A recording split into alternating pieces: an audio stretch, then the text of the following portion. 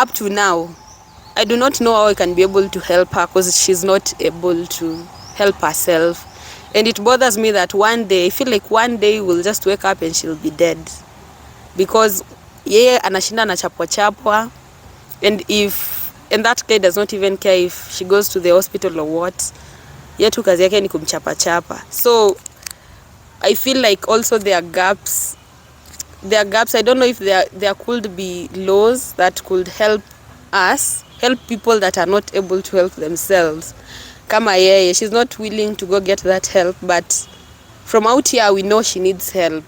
So how do we get into her space and help her out even when she does not need help? And I think that overwhelms me, and most of the time namwangalianga juu namuona tu juu haiko mbali sana hata na kwetu, namuona tu ako weak, anakaa tu bado anateseka hapo, and then she keeps going back to that house. And yeah, so that is quite something.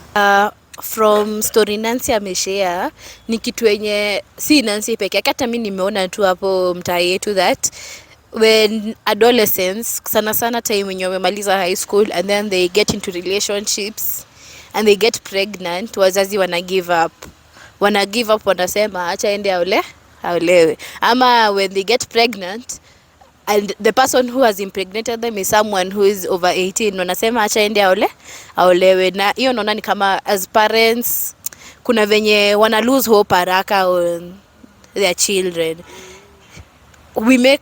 Na feel hata mimi nikiwa high school nilikuwa na huyo boy mwenye nilikuwa namuona na chizi kabisa, and kidogo tu ni hata mimi niende niishi na yeye, but I don't know what happened.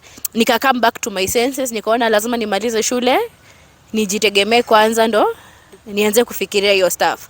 And I feel juu hata mimi nilikuwa nimeambuka endelea hivyo nitakuacha muende na yeye aolewe. And that statement we should not be saying it, because as long as you're below 18, huyo ni mtoi bado, ni mtoi. And as a parent you can take that action, you as a parent on their behalf, ufuatilie, umake sure huyo mwenye anamderail hivi anapelekwa pale anafaa kuwa, because people take advantage of adolescent children, and not only girls, even boys.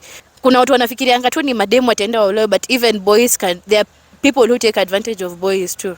So I feel like parents to give up ati uache mtu wako aende aolewe, juu akienda kuolewa ndo anapata the person ana take advantage kabisa, juu anajua ni kama umemwachilia, ana take advantage, unaona anamfanyia GBV. Hata kuna mwingine nasikia alienda akaachwa olewe akachomwa. So as parents tungangane tu na watu hii, tusiwache waende ati because they've made one bad decision.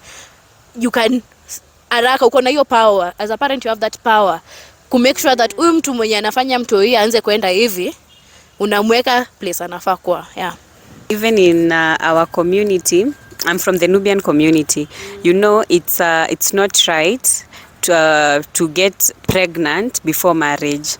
So when a child gets pregnant before marriage, and I've seen this, and even a close friend of mine mwenye tulikuwa friends but we fell off kidogo, she got pregnant at 15, like tulikuwa tumeingia high school hivi. Now hiyo shame and the family wanataka kuficha, they forced her to get married to that guy who made her pregnant. And you know that guy alikuwa tu jamaa like ako 20 hapo 22, he's not at that matured atamsustain vizuri nini. So the girl hakurudi shule, alienda kuolewa, ndo ikae ni kama ameolewa but in like amepata ball but in marriage. Yeah, na ikakuwa hivyo. So after kunini, and now the family was not supportive. Ile ati kufollow up, waseme hey, you've given birth, rudi shule nini. No, they didn't do that. So wakaendelea kuoana. By the time namaliza form 4 around after 3 years hapo akadivorciwa. like ilikuwa tu a lot of issues, wanasema yeye sasa anapenda wanaume, you know. Now she was a child then, amewekwa na mwanaume, but now akitoka ndo anaanza kujidiscover, anaanza kugundua I didn't even love this guy, I'm not even here willingly. Anaanza kudiscover now I want to do other things, nini, and I felt that was really bad for the parents to force the child to get married just because ya kuficha our culture and the religion, nini. It should be our parents' responsibility to talk to their children generally, both boys and girls, of these issues, of the reproductive health issues. If you get pregnant, this happens. If you don't want to get pregnant, use 1, 2, 3. I don't know if parents are ready for this conversation. I don't know if at home, at the community level, we are ready for these conversations. What? I think we should be. We should be, because okay, we have these conversations, but there are some cultures, like my culture, I won't lie, Nubians wako reserved ati, oh, so ata if someone gets pregnant, wa mtoto wa nani, wa kwani hajaolewa. I mean, as much as tume progress from that, but people still have that stigma ati, wa mimba, wa 15, wa 16, you know. In some communities unapata they are the same parents wenye wana give reasons for their children. Like for instance, in my community, FGM ni very, like, it's a norm, maybe not exactly where I come from, but in the interiors FGM ina happen. Sawa. So I have a friend mwenye tulischool naye pamoja, and tukiwa I think ni class 6, wazazi wake ndio walikuwa namforce kwenda kufanywa FGM, but then she wasn't ready because alikuwa anasema me the minute nimeshafanywa hiyo FGM naenda kuolewa, and she wasn't really ready. She was very bright, I'm telling you.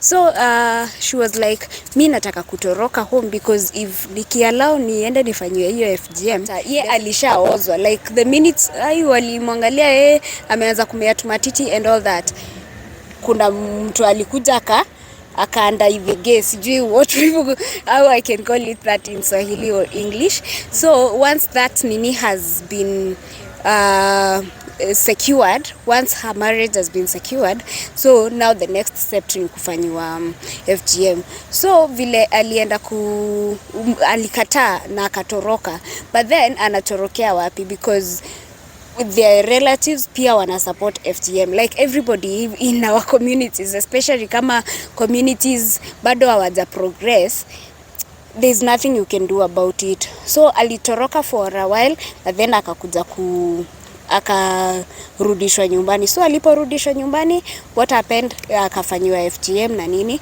and then a month later akaozwa. So for me, I think our parents most of the time ndio wana to lead to all these harmful practices, and it's really high time that as children tubaki tukukua watoto and not kutritiwa kama watu wazima bado wakati bado hatujakoma kuwa watu wazima. Yeah.